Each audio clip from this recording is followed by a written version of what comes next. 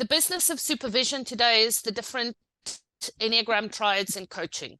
Now, as those of you that have walked a long road with the Enneagram know, the Enneagram is a model with many versions of 3. There are 3 instincts, there are 3 centers, and there are 3 types within each center. We are, however, going to focus in this session on object relations triad, the Harmonics triad, and the Hornevian triad.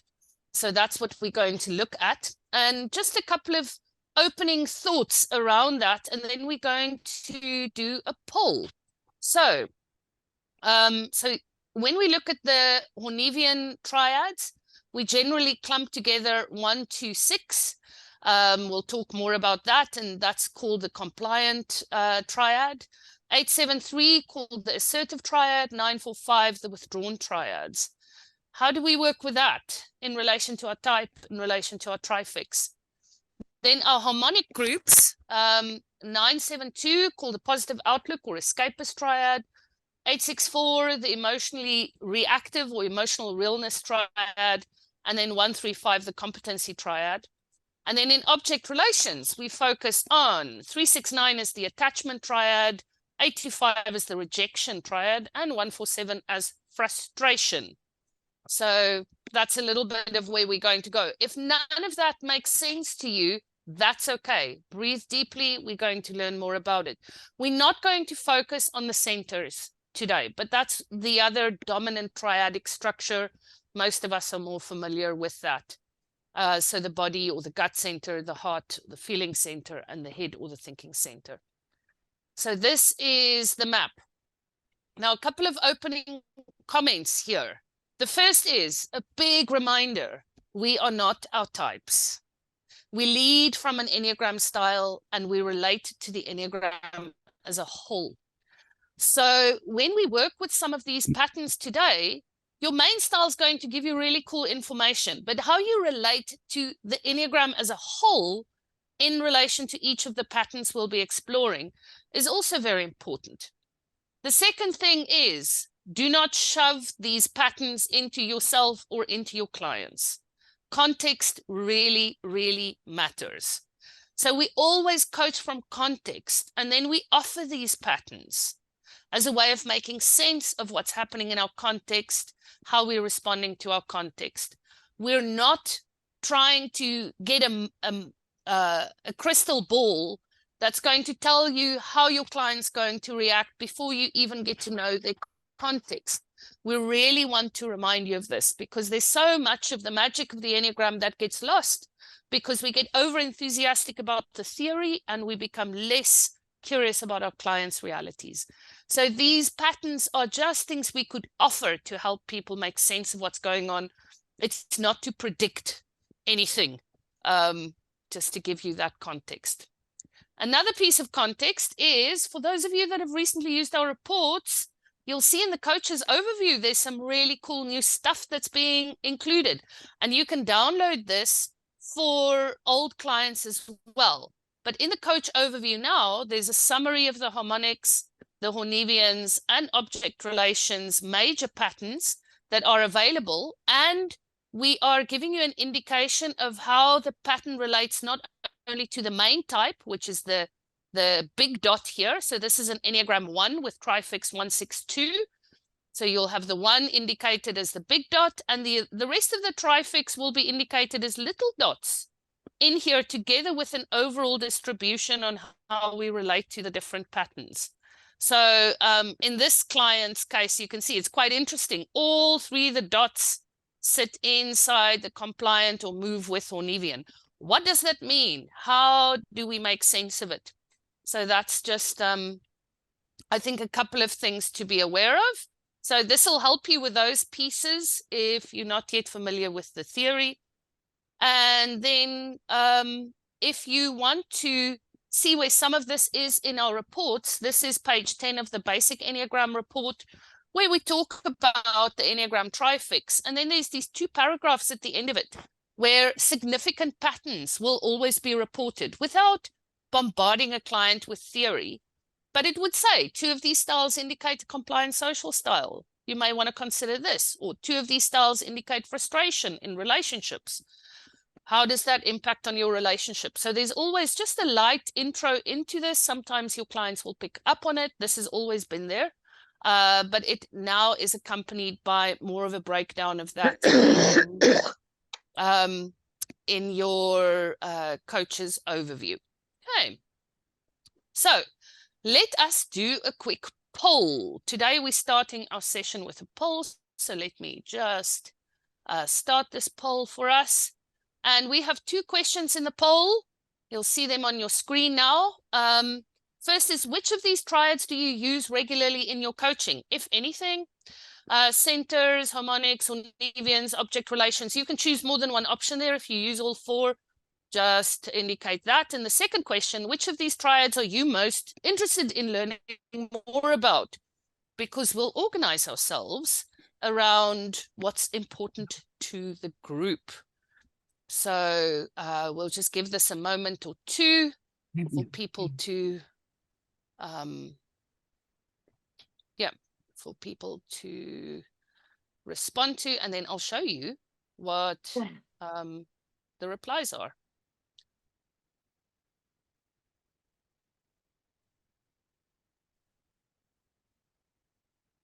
Just give it another moment. Most people have voted. We're just waiting for 1 or 2 votes to come in. We'll give it another couple of seconds and then we'll close the poll. Okay, I think that's pretty much everyone. There we go. End poll. So let's see. I'm sharing the results. You can scroll up and down to just see what people have said here. So a lot of people using the centers, actually most of us use it a lot of the time. And then to a lesser extent, Hornevians and harmonics being used, but object relations, maybe those people here, that my theory would be people with some therapeutic background would use it a little bit more than others. It's more familiar in that space. And then which of these triads would you like to understand better? And object relations is a clear winner. So I anticipated that, so we're going to start there. And then we'll talk a little bit more about Hornevians, and lastly, we'll talk about harmonics. Okay, and I see there's already some comments coming in. Yes, Miriam, let's learn more about it so we can use it more often. I totally agree. So object relations, we're going there first. Now, first things first, the person who's probably the biggest international expert on object relations and the Enneagram and the relationship between these two is a wonderful psychotherapist from the US called Belinda Gore. And at the end of last year, she published a book called Finding Freedom, Understanding Our Relationships Using Object Relations and the Enneagram. So Belinda Gore, G-O-R-E, we're going to reference her a couple of times in the session. But if you're really interested in a deep dive, I can highly recommend both some of her talks. She's done a talk on the new IEA podcast. If you're not yet aware of that, go and look at the IEA podcast. We've done some episodes there with Milton, and Belinda's done some too. But she also has other talks on her website, and I can highly recommend the book. She was at the conference in Amsterdam recently as one of the keynote speakers, and it was lovely to reconnect with Belinda. So some of the stuff that we'll be referring to here comes from her work. Great. So let's jump into object relations. So the basic fundamental idea of object relations theory is this idea that ourselves, our concept of ourselves, who we are, we'll use ego and personality a bit interchangeably here without becoming too technical about the difference. But our ego self, our personality, does not develop in a vacuum. It develops in relation to the world around us. So we know who we are because we bump into the rest of the world in some kind of way. And that happens from early childhood onwards. We're bumping into nurturing figures. We bumping into mothers, fathers, aunties, uncles, siblings. We're bumping into our culture in a variety of different ways. So all these other things that we are bumping into are called others. So there's a self object, that's me, and then there are these other objects that are human beings, or maybe situations, cultures, a whole lot of different things. So we're not trying to objectify humans here, but this is the language of the theory. So I'll just say these others are mostly humans, yeah? And we're not turning them into objects, but in some way developmentally, we don't as a child see the rich inner world of our mothers and fathers and aunties and uncles. We see them as, you know, a little bit more superficial, as maybe as objects, and as we develop more depth in ourselves, so we develop more depth in our relationships and people become more human to us. So we develop the ego structures we come to know as ourselves through early experiences, interacting with these key others around us. So that's really the fundamental idea of this.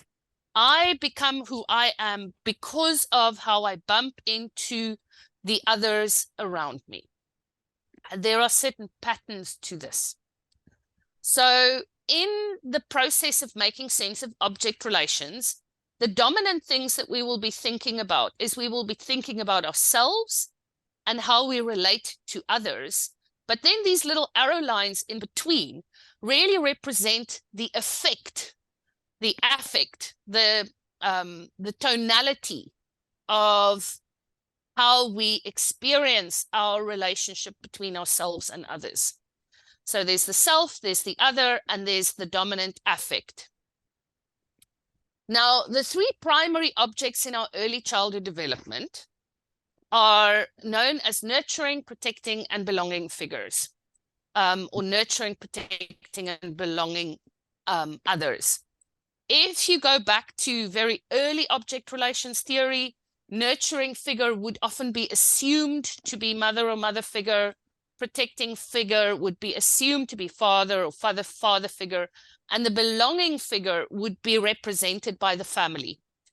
We are expanding our ability to see the many variations on the theme here. So nurturing figure is not necessarily mother. It can be the person I experience mothering from, which may be male, female, gender diverse in many different ways. Let's not assume that this is a theory that only relates to, you know, the core family in a heteronormative environment. But we all experience those who are the primary nurturers of us, those who offer more protection, which sometimes is also seen as showing me more about how to relate to the world. And then belonging has to do with, it's more than just me and you. It's almost related in some way to understanding a little bit of the social instinct here. Okay. So there are three primary others in our early childhood development. Then, if we look at those little lines between me and the other, there are three dominant affects. Now, the first affect is called attachment. And attachment is the affect that is, for me, I always think of this as a little bit like the sucker fish affect. You know, those little fish that in your fish tank suck onto the side of the glass of the tank. So here we have people that have the dominant affect is, I'm content, everything's good, my needs are being met. So my sense of self here is being attached to these other objects. They're going to take care of me. They're good. They're doing what they need to do. So to attach themselves, these types adapt their ways to be consistent with important people or things, and often hold on to relationships until some trauma forces them to leave. So this idea is, my core affect assumption is, I need to stay attached to you no matter what. So instead of having expectations that goes, you're not meeting my needs, I'm going to adapt myself to make sure that this relationship stays intact. And often that means that I will overstay relationships that are not working for me because of this dominant pattern that formed early in life that said, but, you know, these people are going to take care of you. You're going to not have your needs met if you detach from them, so stay attached.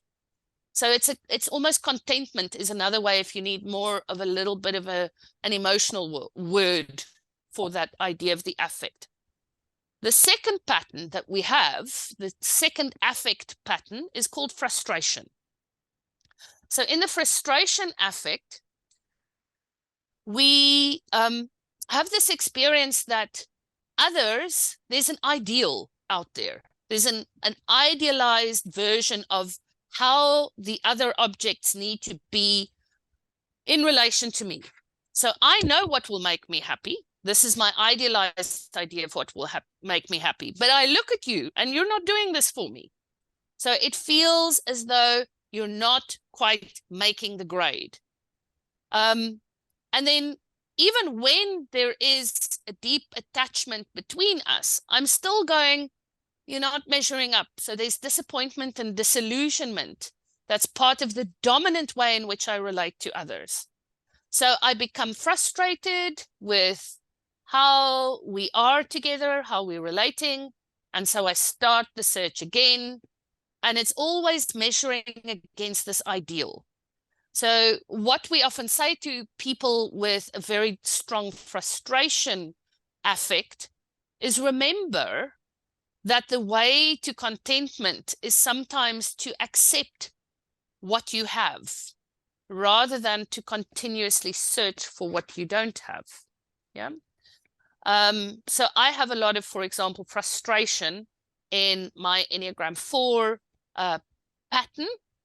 And so there's a version of an idealized other object that I'm carrying with me and measuring my relationships through, and I measure my relationships through that idealized lens. The third affect in object relations, the third pattern is called rejection. And here, the experience between self and others is the self experiences that others are rejecting me. And so it feels to me that others are not caring about my needs. And so what I need to do is I shouldn't have those needs. Maybe there's something wrong with those needs. So I reject my own needs too. What often happens here is that in expecting, in many ways, a rejection, I then close myself off to nurturing, to closer relationships in many ways. So what then also happens is an overcompensation in the rejection space. And the overcompensation is in order for me to not be rejected, I need to be useful to you. So I need to offer my talents or gifts to make sure that I don't get rejected more or again. So I counter this experience of rejection by offering my talents or my gifts as a compensation mechanism in many ways. And then we have different ways in which that happens. Sometimes it just stops at I reject you before you reject me. But sometimes it goes, I'll serve you in order for you to avoid the rejection that I fear is coming. And maybe you can start thinking of some Enneagram types there. So I'm just going to stop the share there for a moment, as that was a bit of a theory download.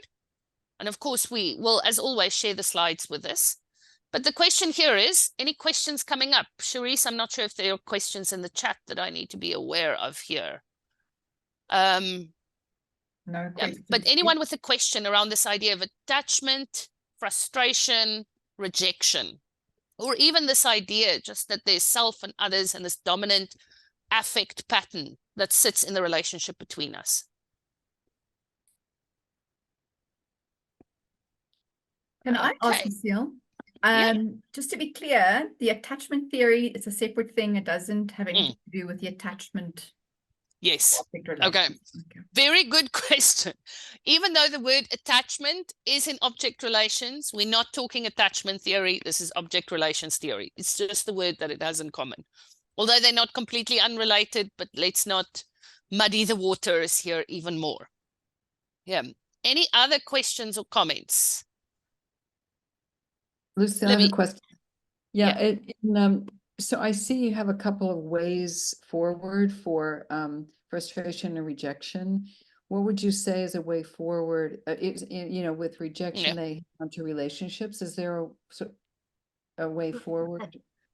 Like, yep. So let's just first say, for the attachment types, often the way forward is to evaluate whether I'm holding on for the sake of holding on, whether I'm overstaying. So and the object later in life. So when these patterns form, they have to do with early childhood relationships. But then I take them into my adult life, and I'm in a job that's bad for me, in which I'm being exploited, in which I'm being paid minimum wage, and I have to put up with a toxic work environment, and I just stay. I don't even look for another job, because in some way I'm overcommitted to keeping attachments going. So for the attachment types, often the way forward is to just evaluate, are you overstaying just because that's your pattern?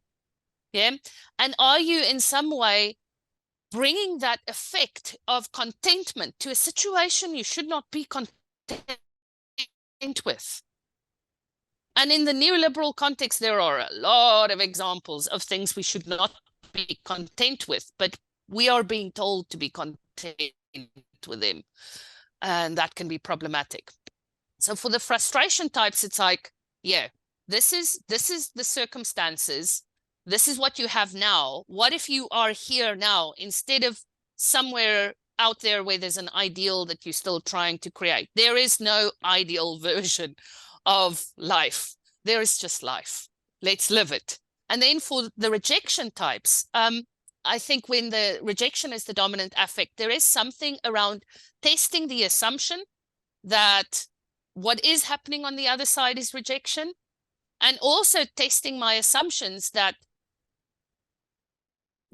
what I need to do is either, reject back or overcompensate in some way to avoid that rejection. So as an example, someone that I've worked with recently who has a lot of 8 and a lot of 5, both of those have to do with the rejection affect, and we'll look at those patterns more. But they, for example, have this core fear, firstly, that their teenage children, who are a bit rough at the moment, they have this key thing that if I'm going to in some way put down a boundary or a consequence, the end result is going to be that they're not going to have a relationship with me when they're adults, and I'm going to grow up alone. And so in some way, that's a very interesting thing. Like any boundaries, so there's threats of boundaries, but no real boundaries, because my core fear is that if there's any rules in this house, they'll end up not wanting to have anything to do with me as an adult when they're adults, when they're through this rough patch. So that's something interesting to just work with. And then at the same time, there's a rejection too. So it's like, I don't want to spend time with you. You just make me angry. So now we're not doing anything except logistics together between parents and children because, you're so annoying right now. So there's both a rejection and a fear of rejection playing out in that same way. And so it's to work with seeing that pattern and going, so how can we bring a different affect to what's happening between us in this space right now and not play out other unconscious patterns? Yeah. So let's look at what the typical way is, definitely not the only way, in which these things stack. So if we put the nurturing, the protective, and the belonging objects in a matrix with attachment, frustration, and rejection, we get this kind of pattern. So the pattern first says that, this is where Fleetwood Mac comes back in, the Bermuda Triangle, 3, 6, and 9 are the types that are most likely to have the dominant attachment affect. So the suckerfish affect, I'm going to overstay and over-adapt myself and be over-loyal in some kind of way, or merge with the other in order for me to remain in a relationship where I can be content that you'll meet my needs. Yeah, so I'm bending over backwards in some way here. Then 7, 1, and 4 are called the frustration object relations types. So these are the types that hold these ideals. And you can already see 7, 1, and 4. So 7 goes, you know, the ideal out there is that it's fun and you always keep it fresh, and that there is some variation and the future is bright. And if it starts becoming boring and painful here, the frustration will be projected onto you. The Enneagram 1s, this is what a good person does. These are the morals, the rules, the ethics, the way in which the recipe for life. And if you're not being that good person that lives according to that recipe, boy, you're going to get it. And for the 4 is often a romantic ideal. Who's the person that's going to rescue me in some kind of way? And then in the rejection affect, we've got 8, 2, and 5. So Enneagram 8, I have to take care of myself. I'm being rejected by the other that's like not going to have my back, not going to take care of me. So I need to learn how to be strong. And so an independent, the Enneagram 2, I'm going to bring my gifts and talents and serve you so you don't reject me. And the Enneagram 5, I'm not even going to let you in the door here because, you know, it's just going to suck me dry. So I reject you out by keeping the boundaries up in a variety of different ways. So that's one way we can read this matrix, but let's read it in another way. So 3, 7, and 8 all have to do with some kind of version of that affect playing out in relation to the nurturing object, which most commonly, but not exclusively, might be a mother or mother figure. Yeah. Then 6, 1, and 2, and this is an early development, have to do with the affect playing out in a foundational way, in a way that shapes my ego between me, a self-object, and the protective object, which traditionally was thought of as the father or the father figure. And then 9, 4, and 5 have to do with the family of origin or the culture in some kind of way. Yeah, so there's a dominant way in which my ego, my personality forms in relation to the affect I experience in relation to the family of origin or the culture. So I can use myself here as an example, as an Enneagram 4 that grew up in the sporty family, and I've only in my late 40s found anything that resembles physical prowess, starting to work on that, which is another story. But as a child, I did not fit into that family. So there was a lot of frustration that this family wanted to do all these things all the time. That wasn't anything that helped me feel actualized in any kind of way. And put on top of that, growing up in really conservative Afrikaner culture, in a way that I, you know, look at the world and go, who are these people with these strange ideas? And why am I supposed to also do all of those things of merging politics and religion? And, you know, that's maybe a bit later on in life. But there's a lot of frustration with, you know, why can't this culture be different to how it is? But I think more foundationally for me, a lot of it had to do with a family of origin. Now, you might see that we have an interplay between 2 different patterns here. So those of you that are already familiar with the Hornevians will see that 3, 7, and 8 are the assertive types, 6, 1, and 2 are the compliant types, and 9, 4, and 5 are the withdrawn types. So if you've spotted that pattern, 5 points for Ravenclaw, and just hold those thoughts a little bit longer. So I'm going to stop the share here for a moment and just go, any questions now? Any thoughts, any ideas, any theories emerging that you may want to share a little bit? Are you making sense of any of these patterns? Pam?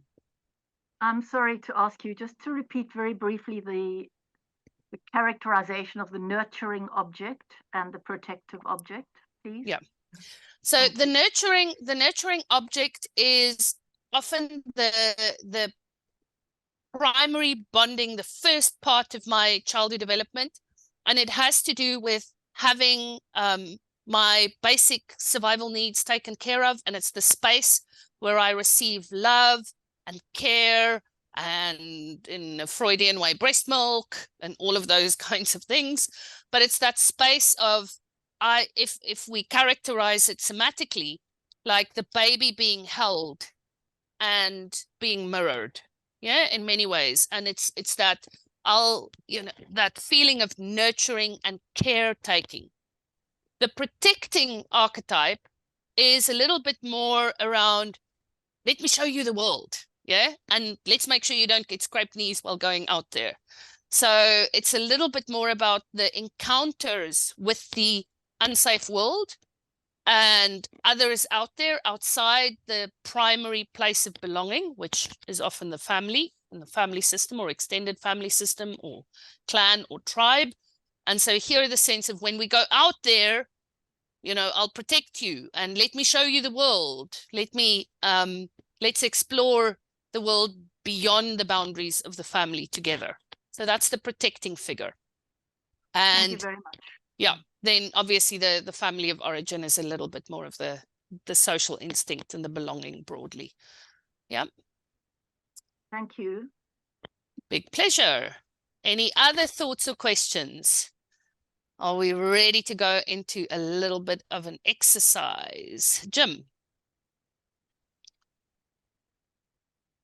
So, yeah, I had thought of protective as being, making sure that there's a house, a roof over your head, and protection from dangers. But so I've wondered about guidance, and it sounds like from your description that guidance really falls under the protective figure. Is that correct? Yeah, I would say predominantly. And there are parts of the protecting figure that has to do with, resourcing and we have a roof over our head. But more importantly, it's about the boundary transition and the guidance in that boundary transition. Yeah. So if we think about the complexity of dual roles, so it can be that it's the same person. So I grow up with, for example, just a granny taking care of me. It doesn't even have to be a mother or a father. So I'm growing up with a granny that's taking care of me. Now, the complexity here is that it's a very rare human being that is able to fulfill both those roles equally perfectly. Yeah. So it can be the same person that's responsible for both nurturing. And of course, it's complex. It's not just mother does this, father does that. It's a lot more mushy. But it can be the same person that you're thinking of. So if I'm an only child growing up with a single parent, it's going to be around what's the dominant role that this person takes in, and how do I relate to the way in which this person nurtures, and how do I relate to the way in which this person protects. Yeah. Sarah. Yeah, I mean, I think that what you're saying there is really important, is that I think all of us hold the capacity to both nurture and protect. And in my understanding, we are born an Enneagram style. So the lens that we bring to receiving both nurturing and protecting is going to filter. Someone might be nurturing and we might see it as overprotective. So there's a filter in between how we receive someone else's behavior. And therefore we can spot the pattern in type, even if someone has had a more or less chaotic object relation as a baby. Yeah, very good point, Sarah. And this is where, I mean, I think if we go at a pure object relations view without Enneagram in play, would maybe err a little bit more to the side of saying our personality forms in relation to how we're relating to these objects. From an Enneagram perspective, there is one of the many views is that there is a predisposition that we're born with. And so that's going to be a lens, even before we know we have a lens, that has an impact on some of this. Okay. So let's just have a little play. Tsidi, one more question. Yeah. Just one more question. She just brought another perspective. So does time play a factor in that? That whoever was nurturing at this particular age and whoever was protecting at this particular age, does it have any effect on all of this? Yeah, so our baseline from an object relations perspective is really formed in early childhood years. Yeah. So if we go to the first couple of years, first 7 years of our life, a lot of the stuff happens there.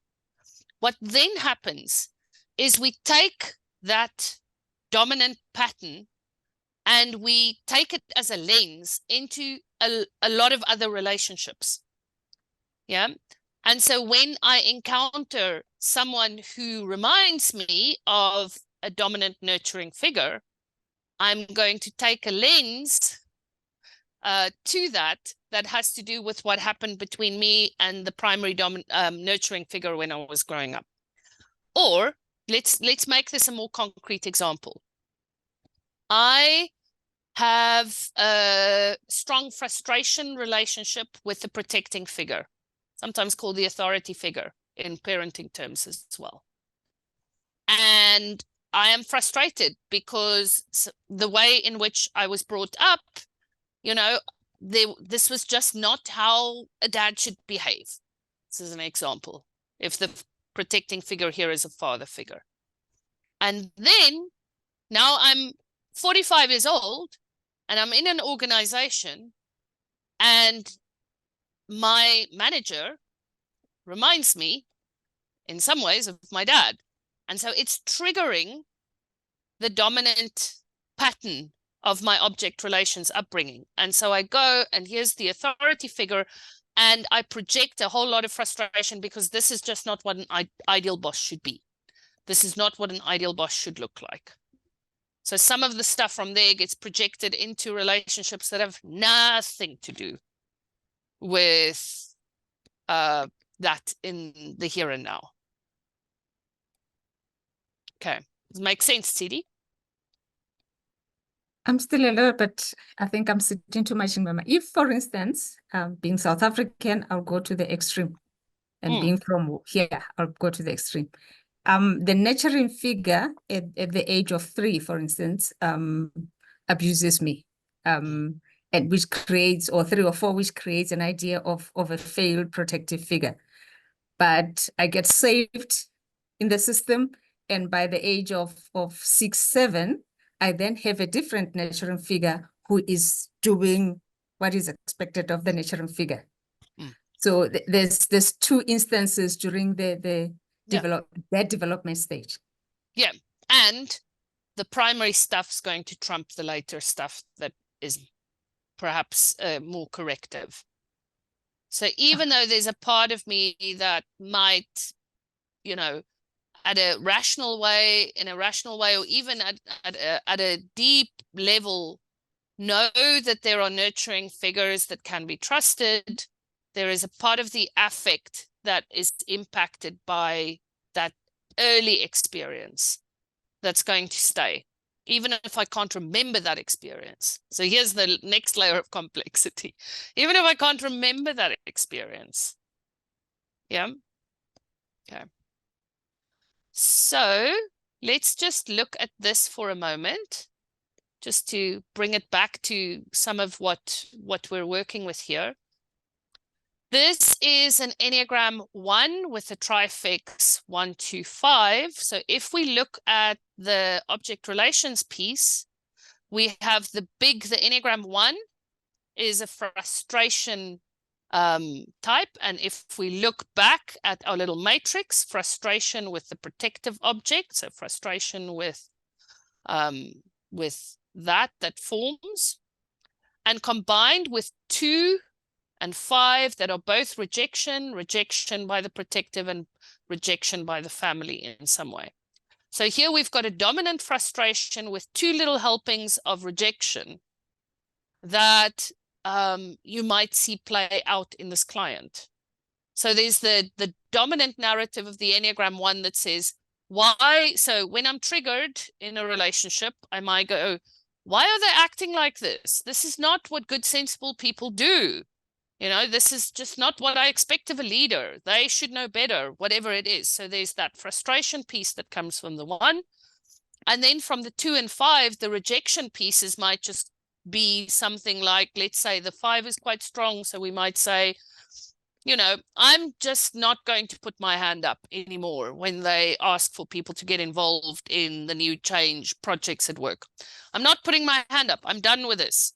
You know, I'm going to withhold my special skills and talents from that.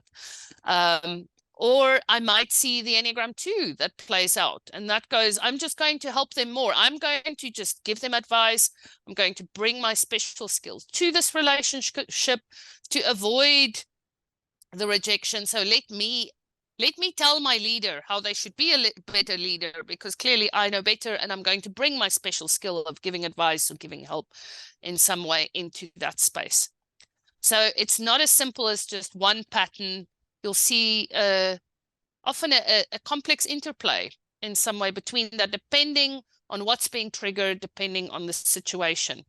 So I don't know exactly what's going to cause the frustration.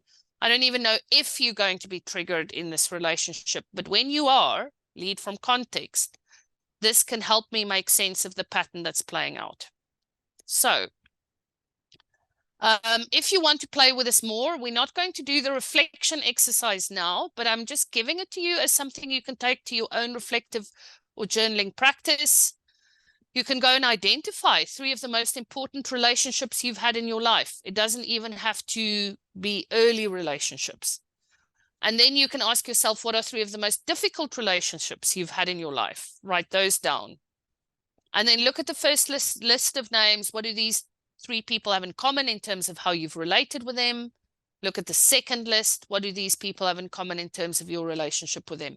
So you can just go and do some pattern reading in terms of those that have triggered you and those that have not triggered you, and just see if there's some common themes or patterns. And that's more of a personal reflection exercise.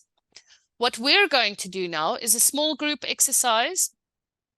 And you can take it to any of the questions here in your small group. Who represents the 3 primary other objects in your life, and how would you describe the dominant affect you experience in relation to them? So we're talking nurturing, protective, and belonging. And remember, belonging object can be a family or a clan or a tribe. It doesn't need to be a single individual. How do you make sense of your main Enneagram style in relation to the theory in the object relations table? So I gave you a little bit of my story. I'm an Enneagram 4. How do I make sense that I'm frustration and belonging is somehow how these 2 come together? And that's probably the best course of action in terms of starting the conversation in your small group. And then if you have extra time, what's your trifix? And what does it mean from an object relations perspective? Thank goodness I'm not a 147 where it would like be 3 times frustration. If we go back to this table, 3 times frustration, 7, 1, and 4, or 3, 6, 9. If that's your trifix, it's 3 times suckerfish attachment, or 8, 2, 5, 3 times rejection. So just note if there's a pattern there in your trifix that you want to make sense of in your small group. So I'll just pop this up here. We'll pop the questions into the chat for you, and then I'll also just put that matrix back up if you want to take a picture of that, maybe even on your phone, just for now. And Charisse, will you organize us into some breakout groups, please, while I do that? I have too many tabs open, people. It's an Enneagram 5 day today. Too many tabs.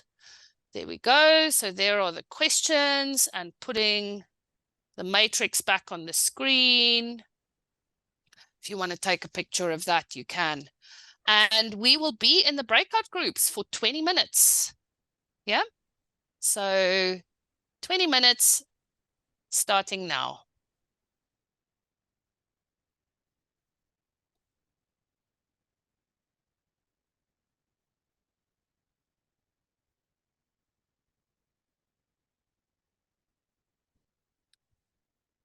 Charisse, do you want to pause the recording for us?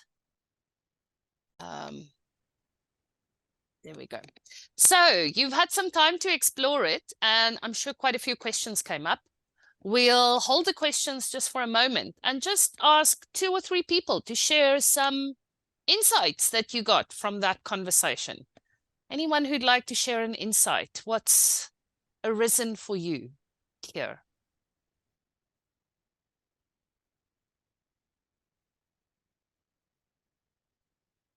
I can go. I'll go. Okay, Please, so go ahead. Christian, and then who was the other person saying they'll go? Was it Diane? No, who was It it? was Tiri. It was Tidi. So let's hear from Christian. And Christian, just if you don't mind, just share your Enneagram type at the start as well, so people can learn from listening to you too. Yep. Hi, everybody. I'm a 135. So as a 1, I was looking for the perfection of understanding the exercise, but we were in an amazing group that we realized that just by sharing our story and connecting what we with what we discussed or what we talked an hour prior, it was amazing because it started to come together as one thing. The theory and real life is starting to blend, and we were discussing not only our personal experiences with this, but at the same time how this applies as a new tool that we want to add to work with our clients. So for me, it was an amazing surprise about how when you start relating your own story, this theory comes so natural to the extent of the Enneagram and what we've learned so far. So it was a very pleasant exercise to put into reality 1 hour of content. Brilliant. Wonderful. Thanks, Christian. And then Sidi and then Pam. Sidi. I think for me, we were in a group Start with of your 9. start with your Enneagram style. So let's go there. 9, Yeah. 9, and Oh. all of us were 9s. Oh, So that's interesting. it was very interesting realizing the patterns that are also similar amongst us, and we could relate with our experiences of a lot of unsaid things that we say in our head without really expressing them out loud. So if you had to just give a couple more words to what the 9 pattern, the commonalities between all of you and how you relate that to object relations. We spoke quite a lot about the managing relationships as part of the tribe, and how Yes. we deal with that. That a lot of times we stay even way beyond our time. And we justify the staying, even when we know that we shouldn't stay. Even when we leave, we still feel like we are still there and we're still open, even after we have left. And yeah. Wow. That's really a beautiful thing to just share. So sometimes, even though I've left, the attachment remains inside me. My self object is still, I've physically left, but emotionally, the affect is still dominant. Beautiful. Thank you for sharing that. Pam, if you'd like to jump in. No, thank you. So there's something faulty with my little signal here for lowering and raising my hand. So I'm very happy not to speak. Okay. Open floor to others. Thank you. Thanks. Just ignore my hand for the moment. I'll ignore your hand. Just unmute if you really want to speak, Pam. Diane. Part of the problem is I can't see my photo on the screen because the setting of the screen is just obscured. So that's fine. Fine. Diane, if you want to jump in. You're on mute? No, I'm saying I didn't intend sorry, to Pam, share. it was Diane that was on mute. Okay. I identify as a 479. And so when reviewing where I'm currently identifying with these 3 objects, what first hit me was from a nurturing and protective perspective, like that's actually work I'm doing to learn to give to myself, to not be dependent on others in the same way, so that it would create frustration for me, what they are or are not doing for me. So that just felt actually kind of affirming in terms of recovering from, becoming more integrated in a way, where I see, though, I still have lots of work is in the belonging, with the core of the 4 frustration. And I see it in so many subtle ways. And I think when I combine it with the fact that I can get very idealistic with my 7, and if I apply that to idealization around a marriage, around how a family should be, or whatever, I get shoulds. I get a lot of that, and that frustration, and then it goes into the 4 cycle. So, and I think even with the 9 in my tri-type, I think there's a complexity there as well around frustrated but stay, frustrated but stay, frustrated. Sort of this has been more for me in professional relationships or some friendships, and so I think for me it just kind of clarified why I have lots of complexity around belonging, and I don't know if you want to entertain a question, but as a dominant self-preservation for and a lagging social instinct that contributes, I think, to this cycle. If social 4s, if working on how might the instinct be a factor here too? And I know we didn't cover instincts today, but it feels like it. And I'm saying that because one of our group members who's in this frustration triad too,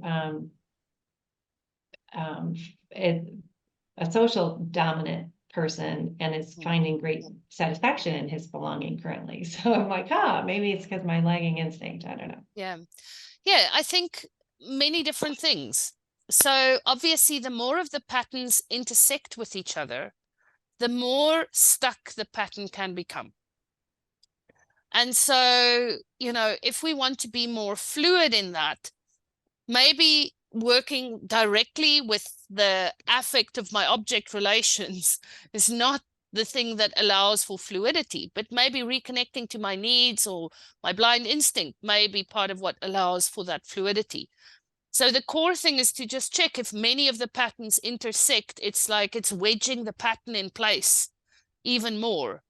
And sometimes the fluidity is not by going directly at the pattern, but through some of the other adjacent things that's keeping it in place, is one way of looking at it that I'd offer. I think also our dominant instinct and our blind instinct have impacts on even just our definition of needs.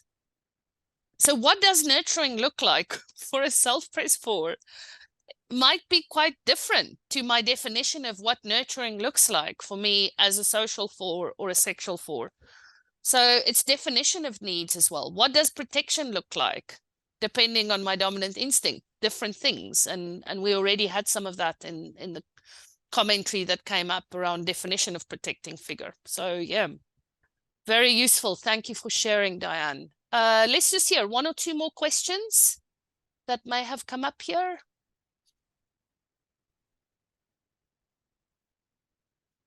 Okay, no. Let's just see. Lucille. Yeah. Now I do have a question. Pam and then Lee. Yes. Pam. I just shared in the group. I grew up in an immigrant family, and obviously a lot of energy and time given to assimilation and belonging, etc. And I had numerous nannies and carers. It was that era of the 50s, and so my identification with the nurturing is very diffuse. I'm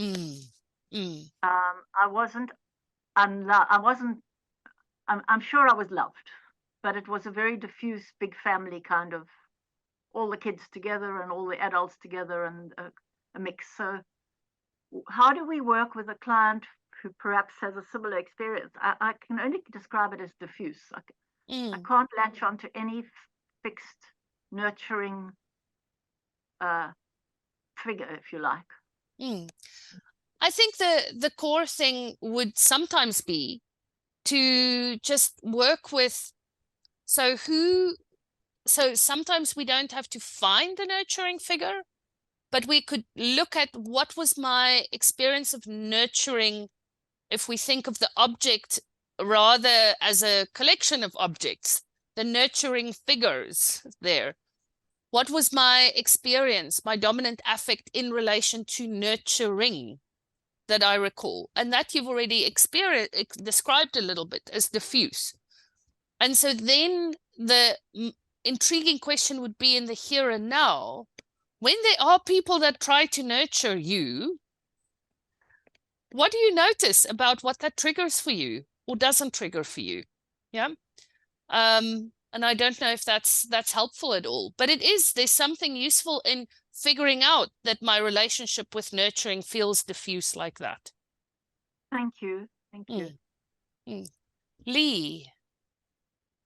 We were in our group talking about, and we had some real examples of working with people who have had really traumatized childhoods from the get-go.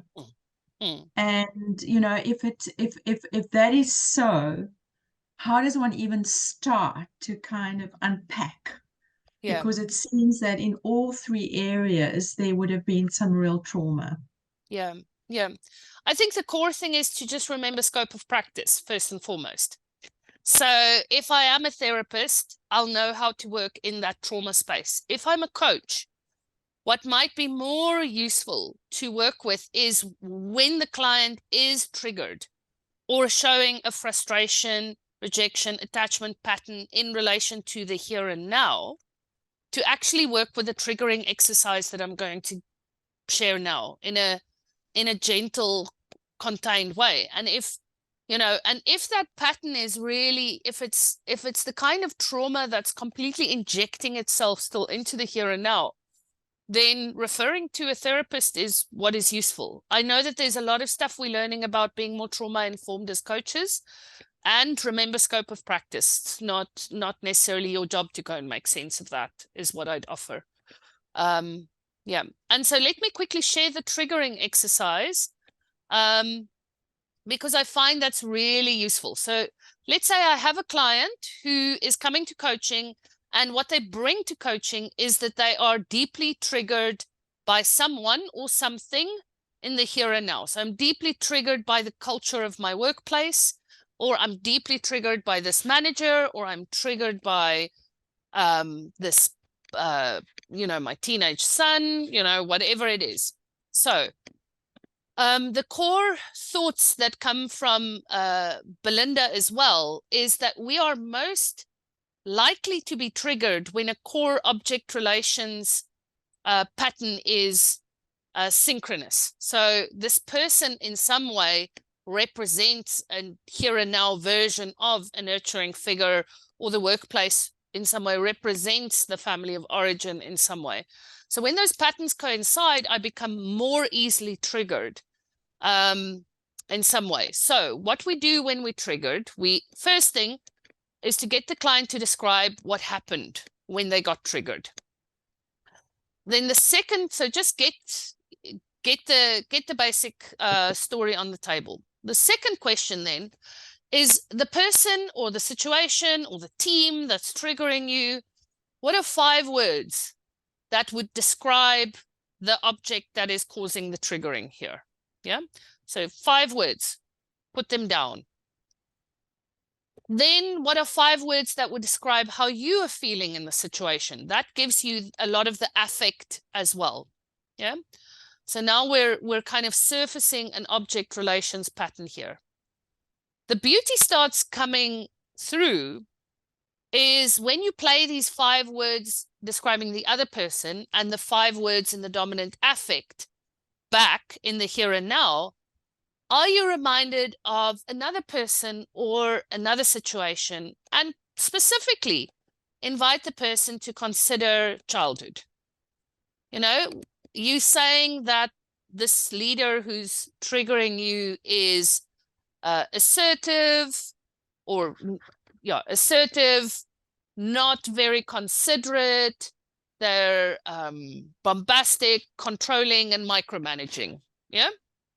And how you feeling in the situation is irritated, annoyed, belittled, frustrated, whatever. And so you just keep playing those words back to the client and go, can you think of a time in your life where a person was being bombastic and controlling and micromanaging and made you feel frustrated and belittled?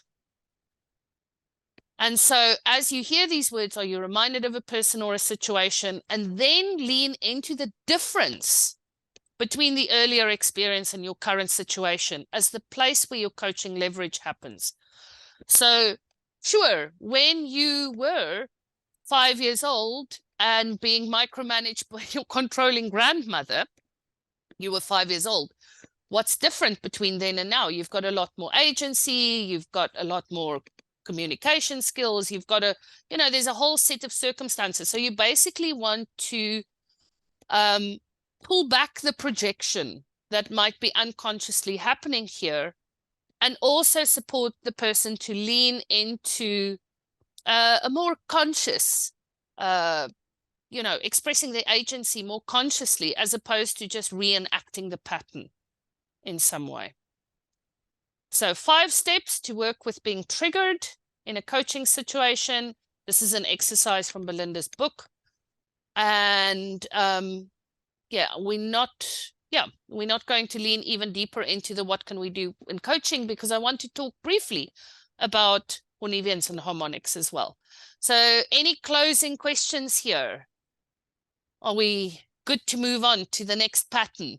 And here we're not going to have time for deep group exercises, so I'm just going to give you a bit of theory, small amount of questions, and then another bit of theory and some questions on this. So if we move on next to, I'm actually going to work with the Hornevians first, because that was second on our list of priorities by 1 vote. So the Hornevians have already come up in object relations. It's 378 is assertive, 162 is compliant, and 459 is withdrawn. And this triad really relates to, so some people actually call it a stance. Some people call it a social style. And it's something that we use in service of our goals and our needs. So in another way of putting it is to say it helps us understand our strategies for dealing with our anxiety as we meet a hostile world and have to navigate relationships to meet our needs. So it's like, as I go into this world, it causes me anxiety. And in relation to this anxiety, I bring a social style or a stance as a strategy to try and navigate this anxiety-provoking world. Yeah. Now, where the theory comes from is we're back in very early psychological theory, just like object relations. It comes from the work of Karen Horney. Now, the important thing to know about Karen Horney is she didn't work with the Enneagrams. This is in the 50s. She was a psychoanalyst, and she had some problems with Freud and developed her theory there. So the core thing there is that she emphasized social and cultural factors in mental health, and more on interpersonal relationships. It's not everything that just happens in your subconscious world. There's environment, there's context, there's relationships, right? So sounds familiar? We work a lot with context in the way in which we coach. So basically in her work, she said there were 4 important things that I'd like to highlight. The first is this idea of anxiety is like it's the basic building block of a lot of what happens in our relationship with the world. Yeah. So there's a deep-seated sense of insecurity, anxiety that is evoked in us as we meet the world. And she called it a hostile world. And this arises once again from our object relations, from childhood experiences. Then the second thing is, she said, to cope with this anxiety, we develop strategies to navigate the hostile world. And there are 3 strategies. Sometimes we move towards people. So we seek affection and approval to gain security. That's called compliance. Moving against people. So we pursue control and power to protect ourselves.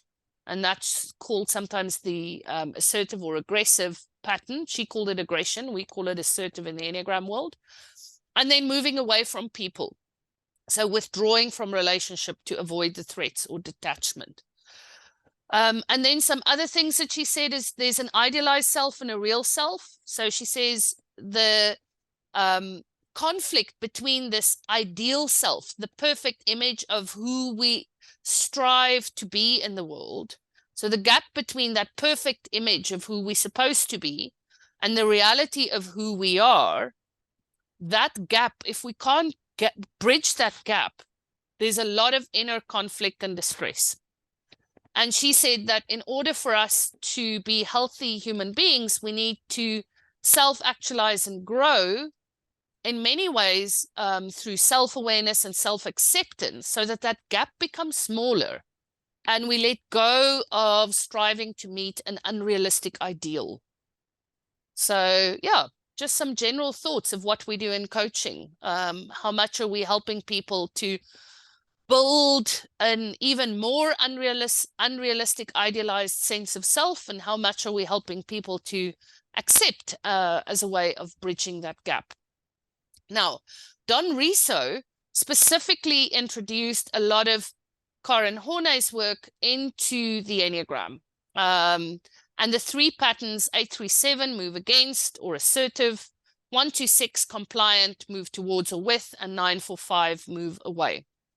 Now, in the assertive triad, 837, so once again, think not only of your main Enneagram style you lead from, but you can also here think of what's your trifix, what are your blind types? You know, so my blind types in many ways are 7, 6, and 2. Yeah, so 2 of them are compliant, 1 of them is assertive. So that's interesting. So just note that. So don't only work with your main type, work with what's blind, what's strong, what's in your trifix, just to make sense of the complexity of the pattern.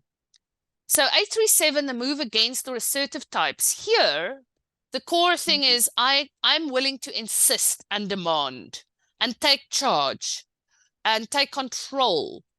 And I'm willing to step into power. I'm willing to challenge. I'm willing to initiate action. And in very different ways. The way an 8 does this versus a 7, very different, as an example. But that's the stance that I take in response to the anxiety I experience because of this world that I have to meet. Is I'm willing to step in and lean in and say what I want and take charge and make it happen. Then if we look at the 126, the compliance, sometimes called the abiding, which is an interesting word, and the abiding types. Here, what I do is the world is scary. I'm experiencing anxiety. I'm going to internalize the rules and principles to get my needs met. And then I'm going to flow with the rules, the principles, my promises. Promises can also be that. And I'm going to work tirelessly in service of these things. I'm going to go with the rules.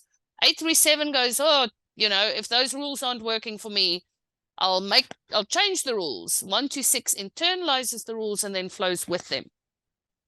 And so 126 is more likely to have a strong way of trying to comply with what is expected of me. Yeah. And there's a lot of orientation, navigation that happens in relation to my own inner beliefs and the rules in the world out there.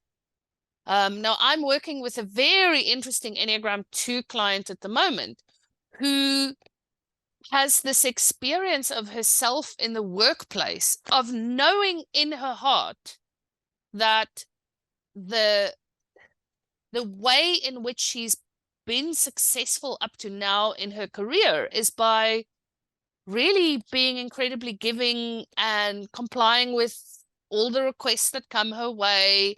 And now she's being promoted into a role, into a different region that requires a more assertive stance. And even though her head knows this, she sees herself playing the compliant pattern because she's not yet changed the rules that she's orientating to. She's orientating towards the rules at a lower level in a different region, and she hasn't learned how to navigate the more assertive rules yet. And it's a conflict for her. And so we're working on that in an interesting way. Now, 945, the withdrawn types, this doesn't necessarily equate to introversion. This is sometimes we think the 837s are the assertives, the extroverts, and the 945s are the introverts. It's not that. It's a stance where I move into myself to have my needs met. And I separate my idea of who I am from the context. And I can withdraw into imagination, reflections, thoughts, daydreams, a whole lot of things. So it's a detachment as a way to avoid expending social energy. And it can include, and this is an interesting comment that's often made, 945s often detach from instincts as well as part of that stance.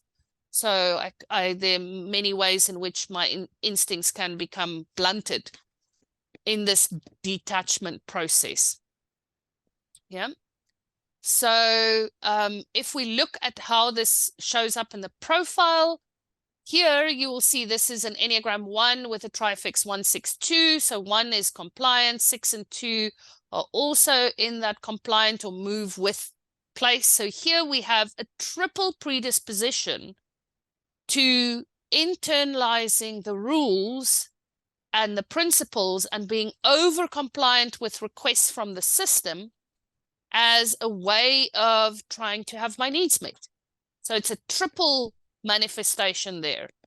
So it's not just there once, it's all three the top numbers are doing this in many ways for this person. So we're not going to go into a breakout room. We'll have some questions in a moment, but I'll just pop one or two more things in there. So you can look at your trifix and what does it mean from a Hornevian perspective? What's the impact of your social stance on how you show up in teams and leadership positions? Yeah. Because just moving against the system, which is in Cantor's 4-player system, more on the advocacy axis, means that my inquiry axis may be a little bit low, whereas 162 might be operating more on the inquiry axis and less on the advocacy axis, and this can also have an impact. We'll work with that in a moment. So from an energy perspective, what is the cost of stepping into another stance for prolonged periods? And that's often a really, really interesting piece of reflection. So my role, if I look back at that example of the client I'm speaking about, there's a lot of the compliant in her trifix as well, not just 2. She's got 6 there as well.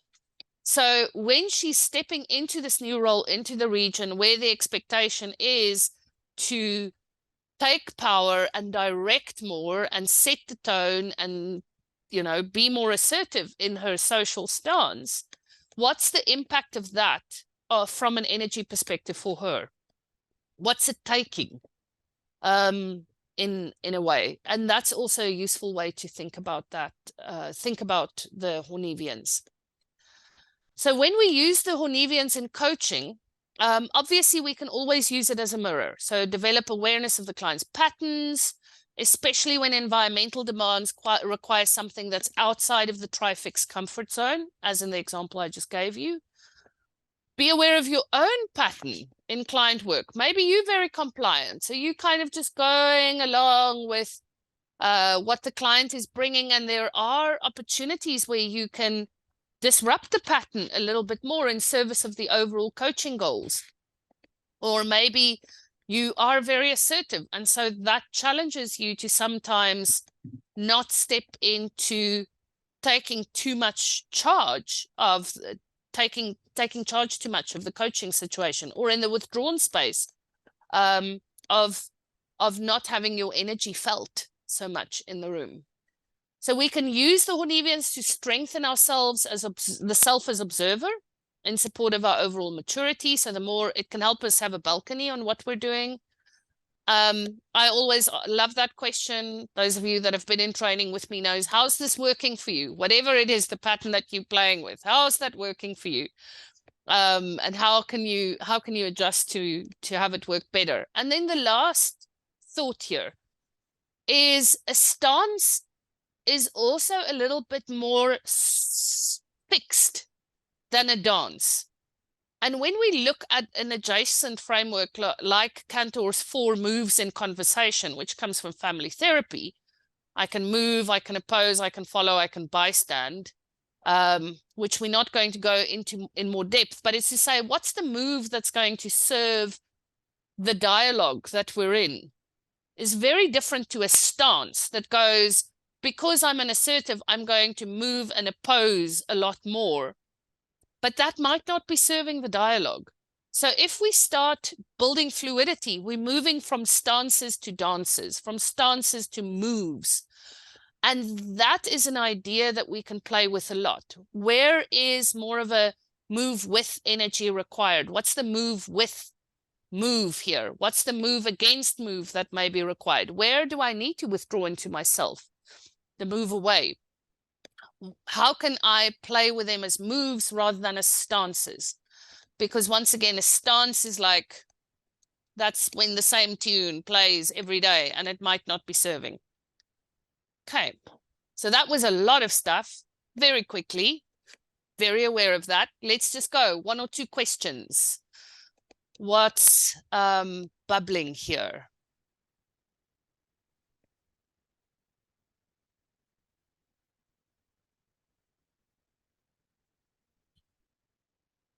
Okay.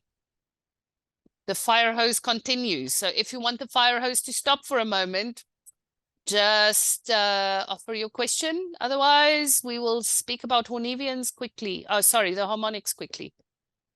Yeah. I must confess, personally, I think sometimes when I work with a trifix that's fully in one of these patterns, like an 837, a 945, a 162. So it's like 3 times the stance. I find the Hornevians are useful. When the client has a bit of flexibility in the trifix, so let's use 8, 2, 5. Yeah, there's one of each of the styles. I find this is much less useful because there's already a little bit of a flexibility, a dance that happens. But you have to look out for the trifix that's the same as the Hornevian pattern. 837, you can read that piece from David White, which is called The Tragedy of Speed. That's 837, like cut out. You know, I'm moving at speed, I'm taking power, and I'm leaving so much behind from the velocity that I'm carrying. 162, I'm just going along with stuff, and my agency and my power is being mostly consumed by ensuring that we're moving with what's already in flow. And some of that might not be required. Maybe there's other stuff happening. 945, the pattern social stance is so into the self that people are missing out on the beautiful gifts that come from just offering and voicing them into the group. So I mostly work with the Hornevians when I've got a triple, what's the Bermuda Triangle? We back with Fleetwood Mac. When the Bermuda Triangle is in play for any of those styles. I find object relations and the harmonics a lot more flexibly useful. But it's nice to know what the theory says. Okay, and look out for the Bermuda Triangles. So let's briefly then look at, and if you're not familiar with David Cantor's work, family therapy, interesting stuff to go and explore. Yeah, I've really enjoyed using this over the years in teams and in interactions as well. So oh yes, I have to go back to get the harmonics. Here we go. So harmonics. This triad has to do with how we manage and cope in relation to specifically our needs being thwarted. So our needs not being met. And we can think of the 3 needs, the 3 dominant needs that we often speak of in the Enneagram world: our need for security, our need for love, our need for dignity and self-worth. And that relates a little bit to the different centers. If you're not familiar with this perspective, please look at what dear Dr. David Daniels wrote about this. Now, out of the Enneagram into a formula that helps us understand change. Yeah. So this is called the Dannemiller-Gleicher formula. It's used in organization development. And what we see here is change happens. So we are fluid in our relationship with change when there is a good combination of dissatisfaction with the current state, a clear vision of a more compelling future, and some practical first steps to get going. So dissatisfaction times vision times first steps need to be bigger than the resistance, the pain, or the cost of change. Now, if we think about this a little bit more, just put in an imaginary way in this formula the number 0 in any of those spaces. If I've got a great vision and great first steps, but there's nothing wrong, at least in my own mind, with what's going on at the moment, the cost of implementing a painful change is probably just too much because it's not even painful. It's just like, oh, it's a nice to have. It's no dissatisfaction.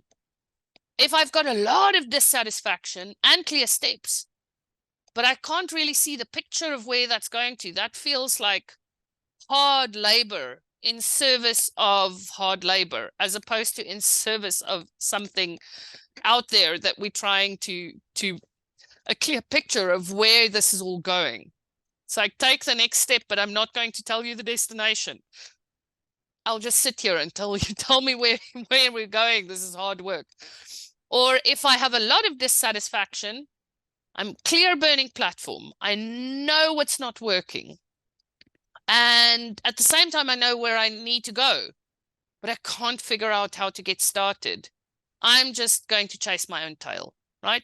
So we need all three of these in order for us to remain fluid and to not get stuck. So in the harmonics, what we can say here is that there are some of the styles that are good with dissatisfaction, identifying what's wrong in the here and now.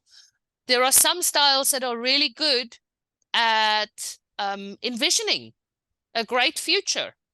And there are some styles that are really good at figuring out the plan. Now, let's play a quick game in the chat box. First question. What are one or two of the styles that you think are really good at pointing out what's not working? This is creating a sense of the burning platform. This is terrible. This isn't working. What are the types that are good at that? Just type a number and we'll just give a couple of people a chance to do that.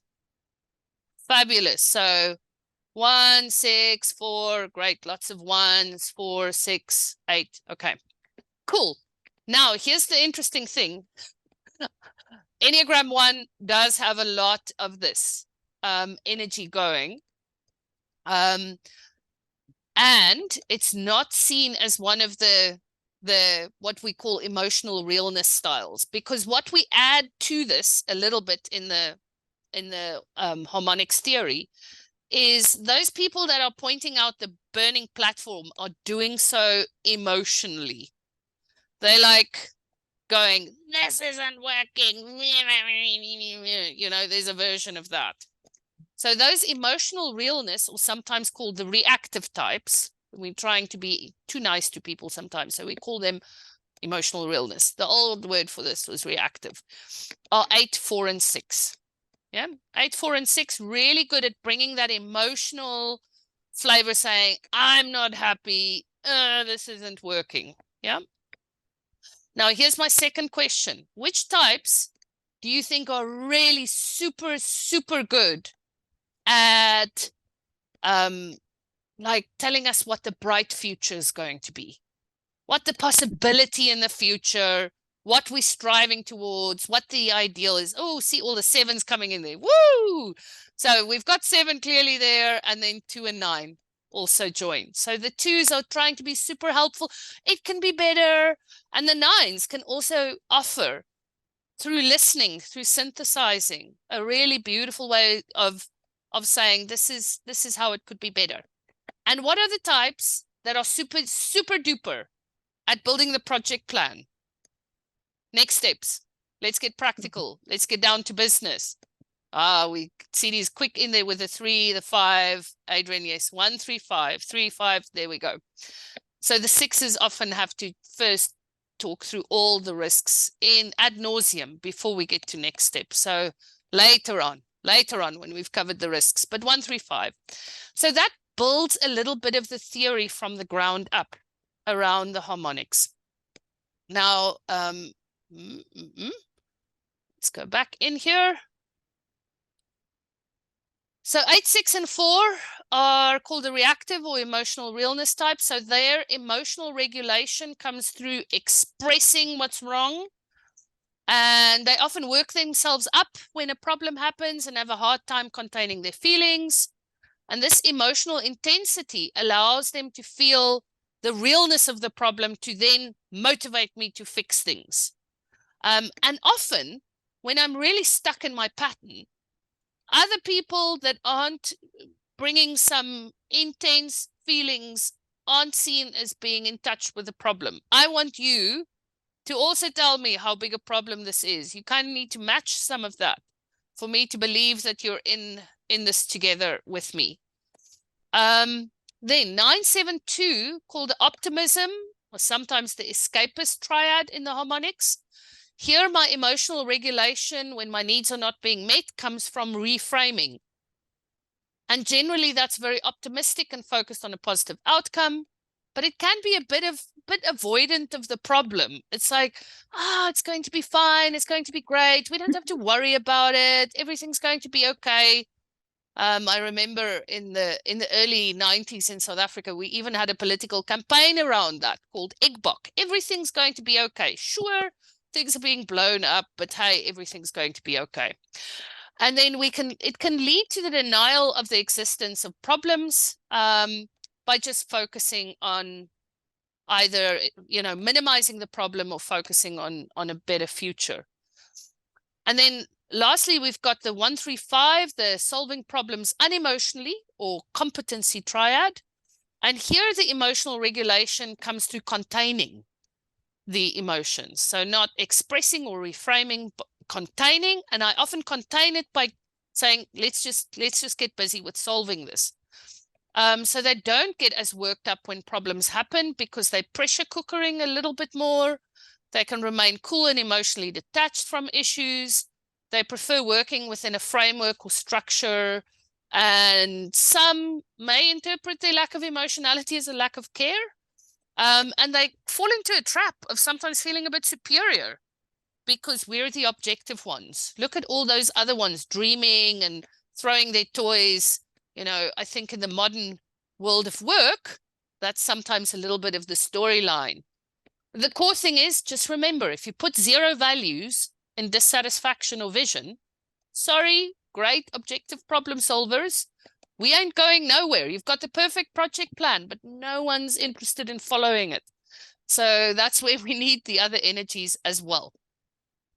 So what we're really looking for when we work inside our profiles here is look at where the main type lies, the main dot here. It's the same profile as we used with the Hornevians.